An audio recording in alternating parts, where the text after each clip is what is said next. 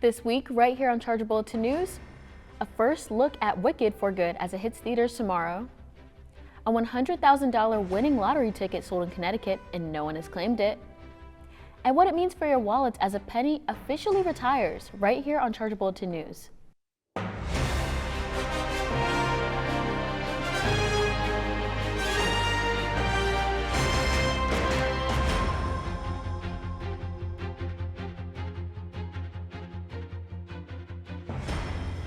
Welcome back to another episode of Charger Bulletin News. I'm Michael Crowley. And I'm Sweden Patterson. Let's get right into these week's stories. President Trump is breaking with Representative Marjorie Taylor Greene after a dispute over the release of Justice Department files related to Jeffrey Epstein. Trump pulled his endorsement of Greene and criticized her after she pushed for a House vote on a bill that would force the DOJ to unseal Epstein case documents. Greene says the public, especially survivors of Epstein's crimes, deserve full transparency. Trump, by contrast, previously resisted the release, but after pressure from both allies and his own base, he reversed his position. He posted on Truth Social that we have nothing to hide, urging Republicans to vote for the files release. Greene called his attacks hurtful and said this fight had damaged her relationship with him. She also claimed his insults have put her in danger, citing threats she's already received. Some Republicans worry the feud signals divisions within Trump's base. Meanwhile, the legislation Greene supports appears likely to pass in the House. In the Senate, lawmakers already voted 427 to 1 in favor of releasing the Epstein files. Now let's switch gears and see what's making headlines in entertainment this week with Amina Taifour. Thanks, Sweden. Kicking off entertainment today, The World of Oz is heading back to the big screen.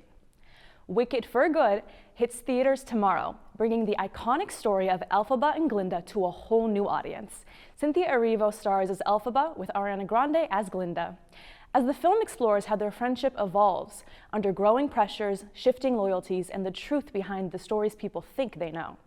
Fans of the original Broadway musical will notice familiar moments, including a nod to the classic number, For Good. The film expands the world of Oz with new scenes, updated visuals, and a closer look at the events that shaped both witches long before Dorothy ever arrived. Here's a look at the film.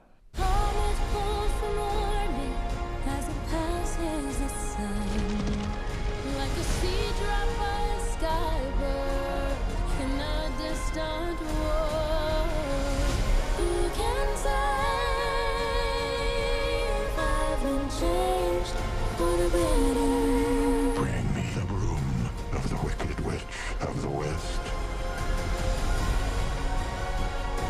For a while there, I thought you changed. I have changed. It's time For both of us. to fly! Because I knew you. You're the only friend I ever had.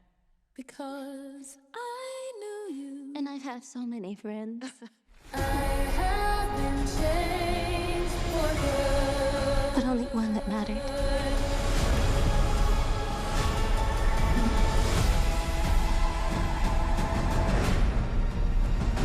Don't forget, Wicked for Good hits theaters tomorrow. One of reality TV's biggest shows is back. The hit reality show, The Secret Lives of Mormon Wives, returns with season 3, and the drama is already taking off. The series follows its cast as they juggle personal life, family beliefs, and their unspoken rules of their tight-knit community, all while trying to keep their friendships intact. This season goes deeper into the pressures the wives face behind the scenes. Longtime relationships are tested, old conflicts resurface, and new cast members shake up the dynamic. Viewers can expect emotional conversations, new boundaries, and some surprising storylines the cast hasn't addressed before.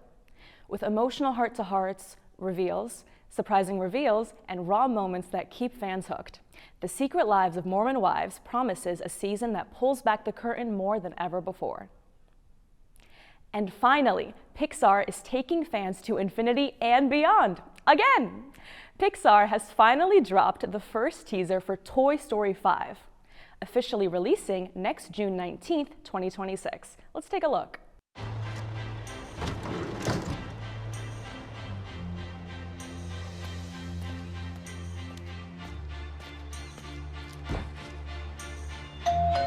Bonnie, there's a package for you.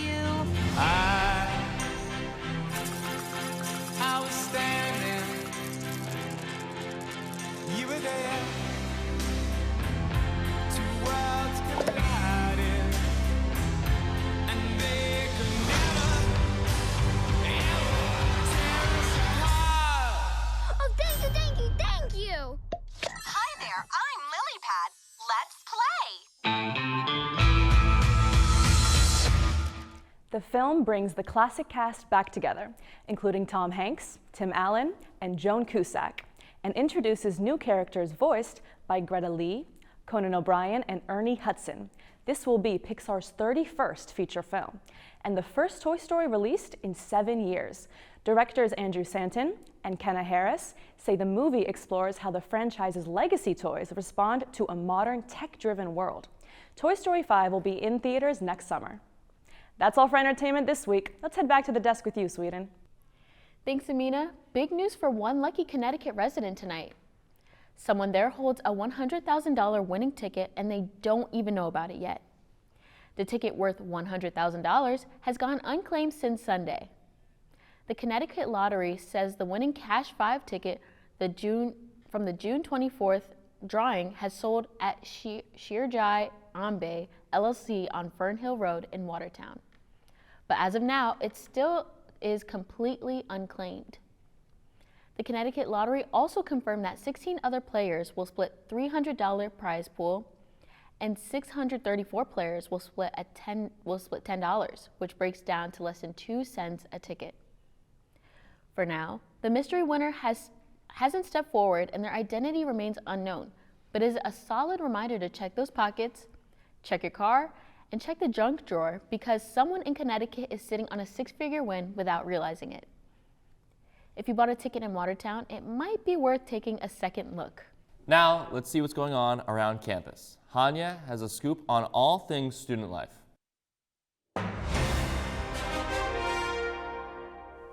Thanks, Michael. Let's jump right in. Dearest gentle reader, you're cordially invited to a night at the Queen's Snowball Dance on Friday, December 5th from 6 to 10 p.m. at Almirante's Seacliff.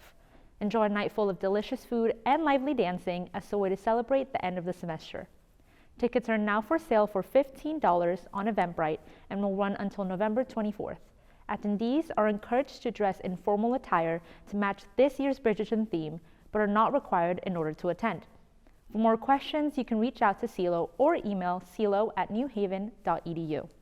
If you're looking for one last big night out before finals hit, this might be it. A quick reminder as the semester winds down, it's officially course rating season. Course ratings open today, November 20th, and you have until December 10th to get your opinions out there and your voices heard. You can find the link in the latest weekly roundup email. All submissions are fully anonymous and confidential and play an important role in improving classes and helping instructors enhance the way that you learn. So if you've got opinions, good, bad, or somewhere in between, this is the time to put them out there. That's all for Student Life today. Back to you, Michael. Thanks, Hanya.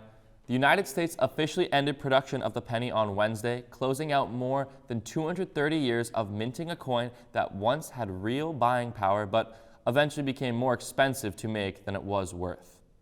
First introduced in 1793, the penny used to cover everyday essentials today. Most of them now end up in drawers, and car cup holders, and each one costs nearly 4 cents to produce. U.S. Treasurer Brandon Beach marked the moment at the Mint in Philadelphia, pressing the final penny and saying, "God bless America, and we're going to save the taxpayers $56 million." Workers stood quietly as the last coins were struck. The final batch has been set aside for journalists and will be later auctioned. Billions of pennies already are in circulation and will remain in circulation with legal tender, but no new ones will be made. The last time the U.S. discontinued a coin for low value was the half penny in 1857. With production ending, the penny officially shifts from everyday currents to American history, wrapping up a long run in Americans' pockets. Thanks for watching our last episode of Charger Bulletin News this semester. If you have a story idea for next semester, email us at chargerbulletinnews@newhaven.edu. And be sure to check out the latest edition of Charger Bulletin newspaper currently in stands around campus. Thank you guys for watching. I'll see you next semester. I'm Michael Crowley.